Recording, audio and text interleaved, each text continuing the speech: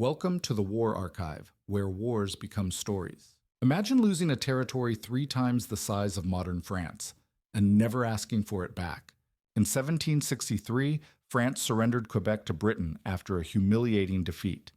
It was the heart of New France, settled by French speakers, governed by French law, and defended for more than a century. Losing it was not just strategic, it was symbolic. And yet 20 years later, France helped crush Britain in the American Revolution. Britain was exhausted, negotiating from weakness. On paper, this was the perfect moment to reclaim what had been lost. France didn't even try. Napoleon would later conquer most of Europe and still ignore Quebec. France would fight Britain again and again, but never over Canada, except for one strange moment in 1967, when a French president stood in Montreal and shouted 4 words that nearly triggered a diplomatic crisis. Vive le Québec libre! Why did that moment come 2 centuries too late? Was the loss of Quebec a failure of will? A strategic sacrifice? Or was Canada never truly worth fighting for in the first place? To understand why France never attempted to retake Quebec, we have to move past emotion and nostalgia, and look instead at the cold arithmetic of empire, the people who made those calculations, and the constraints that quietly closed every possible path back. From the moment Quebec was founded in the early 17th century, it occupied an uneasy place in France's empire. It was not a gold mine, not a plantation economy, and not a source of easy wealth. Quebec existed primarily as a strategic outpost, expensive to maintain and slow to reward. The colony's economy revolved around the fur trade, a business dependent on long supply chains and fragile alliances with indigenous nations. While fur generated profit, it could not be scaled in the way plantation commodities could. Quebec required constant subsidies from Paris simply to function, making it a financial burden rather than a fiscal engine. French elites were well aware of this imbalance. The philosopher Voltaire famously dismissed Canada as little more than a few acres of snow, a remark often quoted not because it was accurate, but because it reflected how decision-makers in France viewed the colony. Quebec mattered geopolitically, but it did not command respect economically. This perception shaped policy long before any battlefield decision was made. While France invested heavily in sugar islands like Guadeloupe and Saint-Domingue, colonies that generated immense annual revenue, Quebec remained marginal in imperial planning. A single Caribbean island could produce more wealth in 1 year than Canada did over decades. Governance reflected this reality. New France was lightly populated, thinly defended, and governed with minimal investment. Its survival depended on balance between Britain and France, between cost and utility, and between peace and limited conflict. As long as that balance held, Quebec was tolerable. If it broke, Quebec would not be defended at any price. Crucially, this meant that when war came, Quebec was never protected as an indispensable possession. It was protected as long as circumstances allowed, and no longer. The colony's fate was tied not to identity or loyalty, but to calculation. By the mid-18th century, that calculation would be tested by a war far larger than Canada itself. When the balance finally collapsed, Quebec's place in the French Empire would be decided not by sentiment, but by arithmetic. By the time France and Britain formally went to war in the 1750s, the outcome in North America was already constrained by structural realities. New France and British America were not competing on equal terms. One side relied on a thin colonial network sustained by transatlantic supply. The other rested on densely populated settlements capable of supporting large armies from within. British North America had nearly 20 times the population of New France. It produced food locally, raised militias quickly, and generated tax revenue that could be reinvested into the war effort. France, by contrast, had to ship men, weapons, and supplies across the Atlantic while also fighting major wars in Europe and the Caribbean. Every reinforcement sent to Quebec was a reinforcement not sent elsewhere. These constraints shaped French decision-making long before the decisive battles. Paris understood that Canada could not be defended at any cost. Resources had to be allocated across multiple theaters, and North America was only one of them. When choices became unavoidable, priority went to regions that either generated revenue or directly affected the balance of power in Europe. The war that followed exposed these limits brutally. French commanders in Canada fought skillfully and relied heavily on indigenous alliances but numbers and logistics could not be overcome indefinitely. Each campaign stretched French defenses thinner, while British forces grew stronger with local support and naval backing. The critical moment came in 1759 with the fall of Quebec City. The battle itself was short, but its consequences were decisive. Once the British controlled the city, they controlled the St. Lawrence River, the artery that sustained the entire colony. French forces inland were effectively cut off, and resupply became nearly impossible. At that point, the fate of New France was no longer in doubt. What remained was not a question of bravery or resolve, but of time. French resistance continued, but without a viable path to reversal. The colony could not be reinforced at the scale required, and no relief fleet could challenge British naval dominance. When the war ended in 1763, France entered negotiations from a position of weakness. British troops occupied Canada, and occupation mattered. In 18th century diplomacy, territory held at the end of a war was rarely surrendered unless force compelled it. France no longer had that force. The treaty that followed did not reflect indifference toward Quebec, but acceptance of reality. France surrendered Canada to preserve more valuable colonies elsewhere. The decision was not made in isolation or haste. It was the logical conclusion of pressures that had been building for decades. From that moment on, Quebec ceased to be a contested space. It became British territory in practice as well as in law.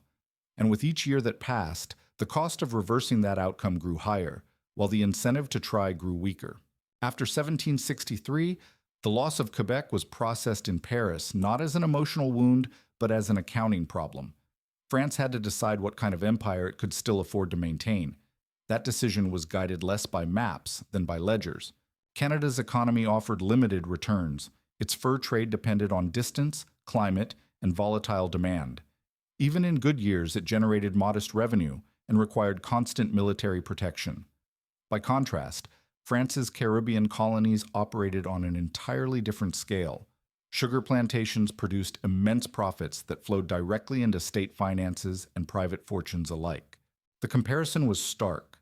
Contemporary estimates made clear that a single island such as Guadeloupe could generate more wealth in one year than all of Canada produced over decades. This was not an exaggeration for effect. It was a reality well understood by policymakers. Caribbean sugar fueled trade, taxes, and credit. Canada consumed them. This economic imbalance shaped elite attitudes.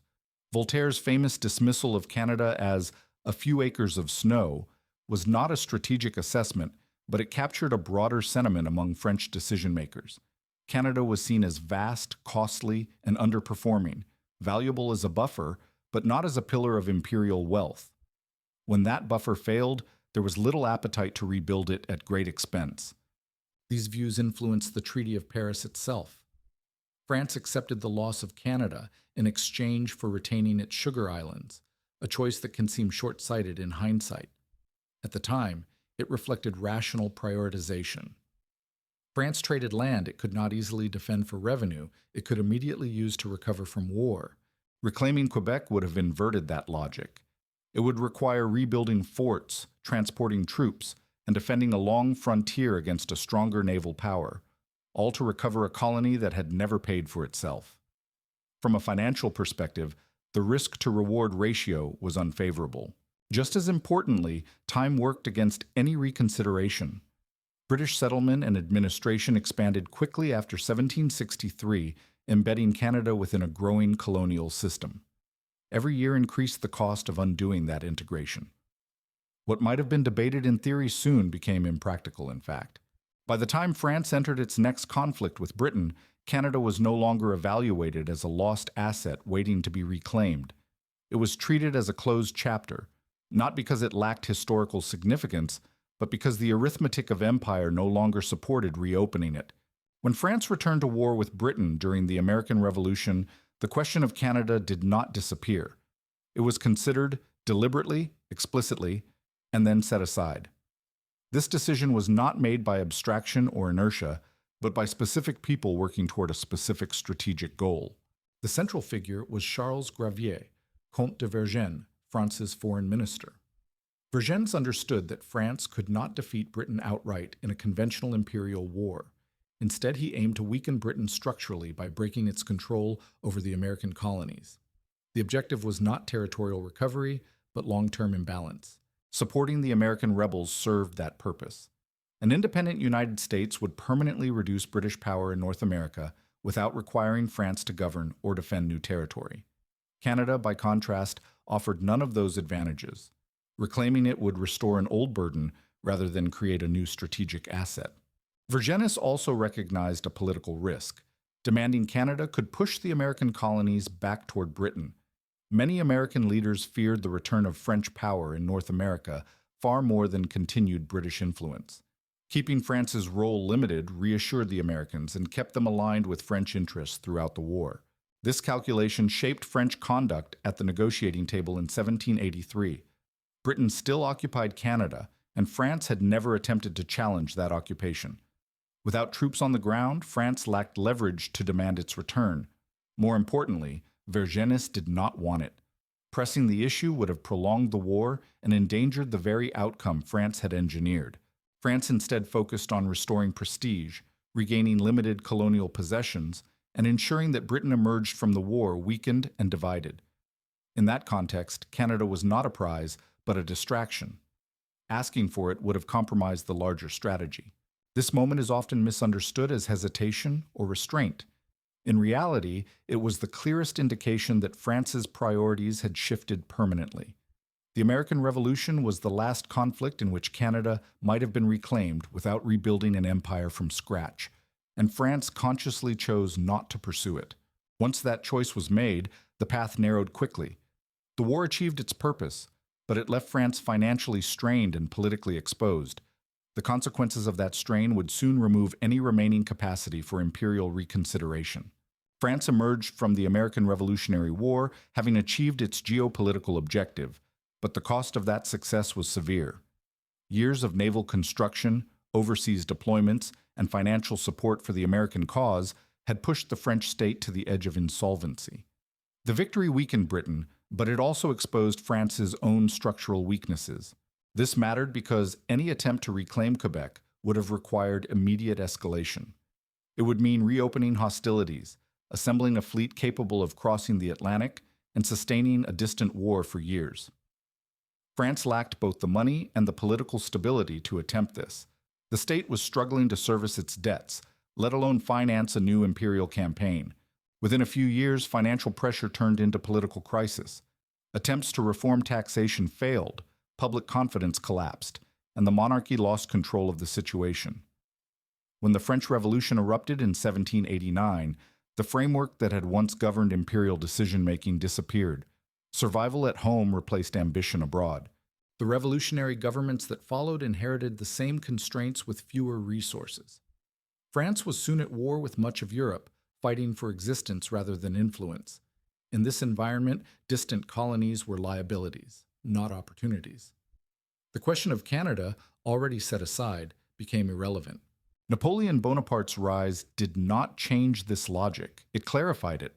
Although France regained military strength on land, it never overcame British control of the seas. Without naval superiority, any effort in North America was unrealistic. Napoleon recognized this and made a decisive choice. In 1803, he sold Louisiana to the United States. This act was not a retreat born of weakness, but a strategic exit. Napoleon converted territory he could not defend into resources he could use immediately in Europe. The sale removed France from mainland North America entirely, making any future attempt to reclaim Quebec structurally impossible. From this point forward, the question was no longer why France did not retake Quebec, but why it would ever have tried. The political, financial, and strategic conditions that once made Canada part of the French Empire had vanished. What remained was a new world order in which France had chosen adaptation over nostalgia. After France exited mainland North America, the question of Quebec did not linger in policy debates.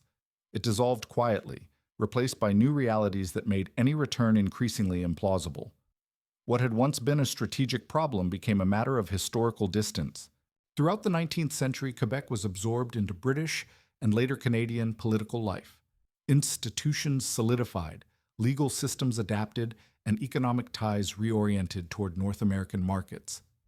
Each generation grew up further removed from any lived connection to France as a governing power.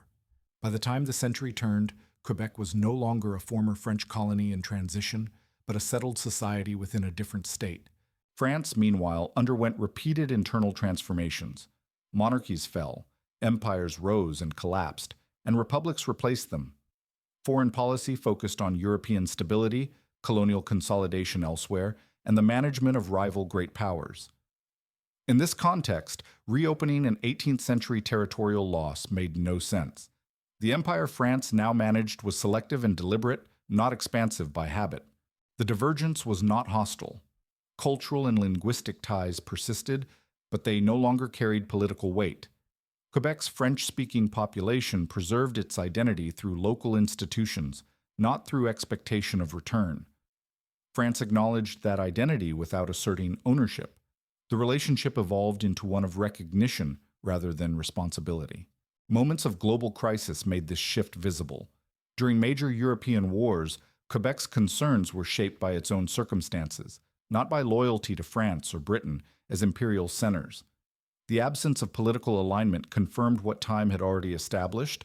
Shared heritage did not imply shared destiny. By the early 20th century, the idea of France retaking Quebec belonged to a world that no longer existed. It assumed empires defined legitimacy and conquest defined order. The modern international system, built around nation-states and consent, left no room for such assumptions. The door did not close with a single decision. It closed gradually as identity diverged, priorities shifted, and the past receded. By the time anyone thought to ask why France never returned, the conditions that once made the question meaningful were already gone. In 1967, the question of France and Quebec surfaced one last time, not through armies or treaties, but through words. During an official visit to Canada, French President Charles de Gaulle stood on a balcony in Montreal and ended a speech with 4 unexpected words. Vive le Québec libre. The reaction was immediate. Canadian officials were stunned. Diplomatic relations strained almost overnight. De Gaulle cut his visit short and returned to France, leaving behind a political shockwave that far exceeded the intent of the trip. For a brief moment, it appeared as if history had intruded into the present, as if France were once again inserting itself into Quebec's political future. But that moment revealed more about limits than possibilities. De Gaulle's words carried symbolic power, not strategic intent. France had no plan, no mechanism, and no authority to act beyond rhetoric. The norms of the post-war world made any direct intervention unthinkable. Sovereignty was no longer negotiated through conquest or heritage, but through internal consent and international law. Within Quebec, reactions were mixed. Some welcomed the gesture as recognition of cultural identity. Others saw it as anachronistic and disruptive. Crucially, there was no serious movement to reattach Quebec to France. The political debates of the era focused on autonomy within Canada, not reunification with a former imperial center an ocean away. For France, the incident served as a final confirmation of a reality long settled. Cultural connection could be acknowledged, even celebrated, but it could not dictate policy. Any attempt to go further would isolate France diplomatically and achieve nothing in return. The relationship had become one of memory, not direction. After 1967, France adopted a position of deliberate restraint. It followed developments in Quebec closely, maintained cultural ties, and avoided overt political alignment. The episode was remembered not as a missed opportunity, but as a reminder of how thoroughly the world had changed since 1763. By the time de Gaulle spoke those words, the story was already complete. Quebec did not remain outside French control because France failed to act. It remained so because the circumstances that once made it French had vanished, and no amount of symbolism could bring them back. Looking back, it is tempting to search for the precise moment when France should have acted differently. The battle it should have fought, the treaty it should have renegotiated, the demand it should have made. But that instinct misunderstands how the outcome was shaped. France did not lose Quebec because it failed to seize a clear opportunity. It lost Quebec because, over time, the conditions that would have made recovery meaningful ceased to exist. Quebec was surrendered in 1763 when France was overstretched and forced to prioritize survival over sentiment. It was not reclaimed in 1783 because France's victory in the American Revolution was designed to weaken Britain, not to resurrect an unprofitable empire. It was not pursued under Napoleon because naval reality made North America unreachable, and because France chose to convert vulnerability into advantage by selling Louisiana. Each decision followed logically from the constraints of its moment. What makes this story feel unresolved is that the idea of Quebec lingered long after the possibility of reclaiming it had passed. Language, culture, and memory preserved a sense of connection, even as power, economics, and legitimacy moved elsewhere. That gap between memory and capacity is what keeps the question alive for modern audiences. By the 19th century, Quebec was no longer a former French colony awaiting return, and France was no longer an empire capable of enforcing one. By the 20th century, even symbolic intervention proved empty. When de Gaulle spoke in 1967, he was not reopening a closed door. He was standing in front of a wall built by 2 centuries of structural change. The reason France never tried to retake Quebec is not hidden in a single failure or betrayal. It is visible in every stage of the story.